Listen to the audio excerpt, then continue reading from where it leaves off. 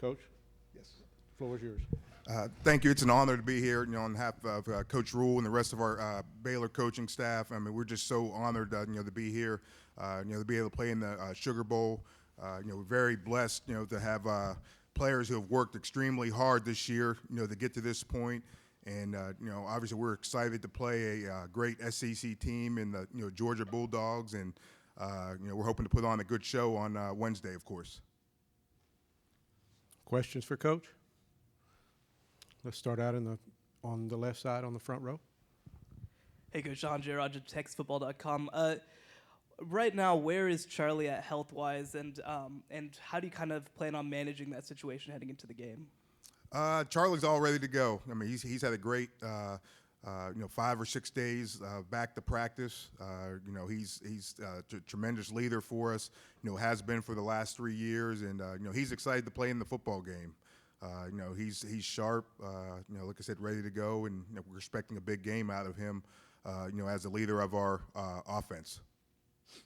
Move over on the right side of the room. Matt Roberts, Fox 44. Coach, two good defenses going up against each other. You kind of do it in different ways. What is it about Georgia's defense that makes them so difficult? They're very aggressive, and they have a talented defense. They play with a lot of players. They have a group of probably 20 the 24 players who play each and every game, which is not typical of most opponents. Like I said, they play a lot of people, and they just do it. They do a great job, against the run. I think they've only given up 1 rushing touchdown all year, and they do a great job, covering receivers. So, we have a big challenge on our hands, but I think we have a really good game plan, to be able to hopefully come in and attack them, running the football and, throwing the ball downfield, to our big play wide receivers. But, they're a great defense. They're explosive. They're good up front. And like I said, they've won a lot of one-on-one matchups in the secondary, against quality receivers of the SEC. Back on the left side over here. John Werner, Waco Tribune Herald. Coach, they're going to be without one of their best defensive backs. J.R. Reed's out. Do they have enough guys to cover for his absence? I think without a doubt. Like I said, you look on film. Now, he's probably the only one that stayed on the field, all 3 downs, for their defense. But everyone else, they pretty much they substitute a lot. So they've had a rotation of 2 to 3 safeties on the field. I don't think it's really going to hurt them all that much, although obviously he's a great player, All-American player. But like I said, they have enough talent, I think, where they're going to still be able to put some pressure on us and make us have to perform, in the passing game. Again on the left side.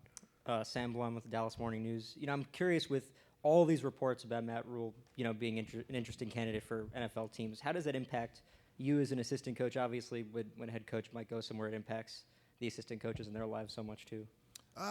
This week, we really just kind of focused on our process. Our guys have done a great job. Our coaching staff, Coach Rule, setting the tempo. We're really just focused on this week's game. That's how it's been all year. No matter who we've played, we've kind of just focused on that particular week. Getting better each and every day, winning the day, and just focusing on our process leading up until the football game. So we're excited. Like I said, we've had great preparation. Our guys are locked in on playing the best game that we can on Wednesday against Georgia. ESPN Central Texas. Jeff, Coach Rule has used this, and so has Phil Snow. You have to have a complementary offense to what they want to do on defense.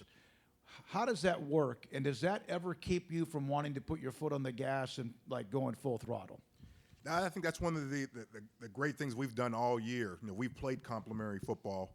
I think our offense has complemented our defense well. And our special teams.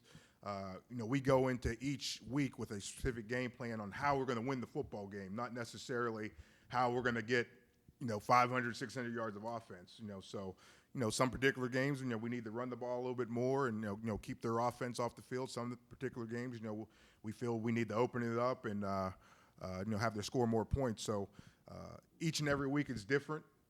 It really doesn't affect myself as a play caller or our offensive staff. Like I said, we have a really specific game plan of what we want to do, and we're just going to try to go out and execute it. towards the Curtis back. Quillen, KCE. Curtis Quillen, KCEN coach. Guys like Sam Tecklenburg, whose careers are ending on the offensive line, what kind of message have they been giving some of the younger guys to try and continue the development you guys have been working on all season for this game?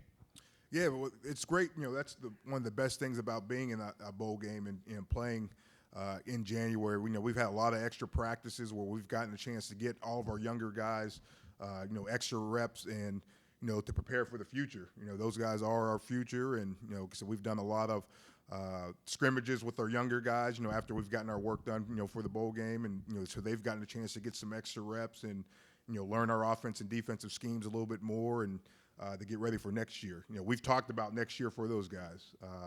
Sam Tecklenburg and Denzel Mims and, all of our seniors, they've developed a great, relationship with all the younger guys and really have set an example of, where we want to keep Baylor, in the top 20, top 10 in the country. And, the young guys realize all the work they have to put in the future, to be able for, Baylor to stay at that level. Back over on the left side. Yeah, Coach Max Olson from The Athletic. I'm sure for Charlie it was incredibly difficult to not be able to finish the Big 12 title game. How did you guys kind of see him react at the end of that, and how has he sort of responded in the weeks since then? Charlie's as tough as they come. Obviously, he wanted to be out there on the football field. Like he's the leader of our offense, leader of our team. Really wanted to actually get back in the game. We're fortunate enough. Coach Thomas has done a great job, along with the rest of our coaches, of developing our young quarterbacks. So we felt that we were, we had two guys who could come in and we could still perform on offense and, win the football game. But Charlie definitely wanted to be out there. Like I said, he's the leader of our team. He's done a great job of bouncing back. He had about a week off. Try to get ready to practice and prepare for the game. And like I said, he's had an excellent week of preparation. And I'm expecting him to go right where he left off, when he was, playing in the championship game. And again towards the back. Jerry Hill, Baylor Bear Insider. Coach, compared to a couple of years ago, you guys have remained relatively healthy. How big a deal has that been in terms of you're getting to the 14th game and you're still very healthy?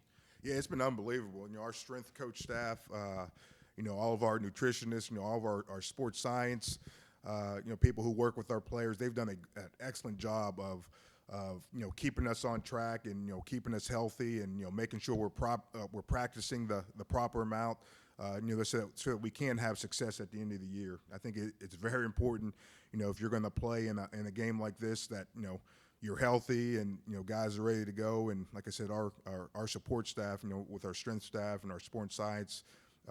People have done a great job of keeping our guys healthy and keeping our coaching staff on track and, to make sure that, again, we're going to go into this game pretty healthy and fresh.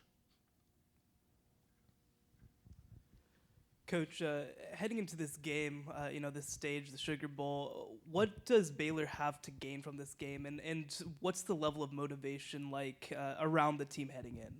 We're extremely motivated, not only because this is the next game on our schedule, but to play a quality top 5 opponent like Georgia.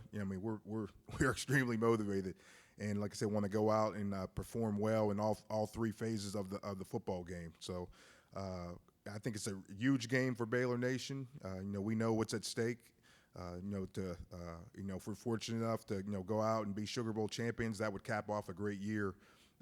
Especially for our senior football players who, over the last 3 years have worked extremely hard to get to this level. And, we would love to see them go out, on top, winning a game like the Sugar Bowl here, against a great opponent in Georgia. There's no doubt this is Charlie Brewer's team, but when Jacob Zeno did what he did against Oklahoma, Coach Rule said he had no idea what he was going to do. Did you have an idea he could do that? I had all the confidence in the world in Jacob. He was a kid that was very highly recruited, has an NFL type arm. Obviously lacks experience, but like I said, Coach Thomas has done a great job in developing our quarterbacks, and it's been good that we've been able to get him some extra reps in practice. Like I said, with the extra practice time we had, getting ready for the championship game. So although it was a little bit of a surprise, I know how talented Jacob is and how prepared he is, and it was nice to see him go out and perform the way he did, and almost lead us to victory there. Any other questions for Coach? Coach, thank you very much. Okay, thank you. Appreciate it. Yes.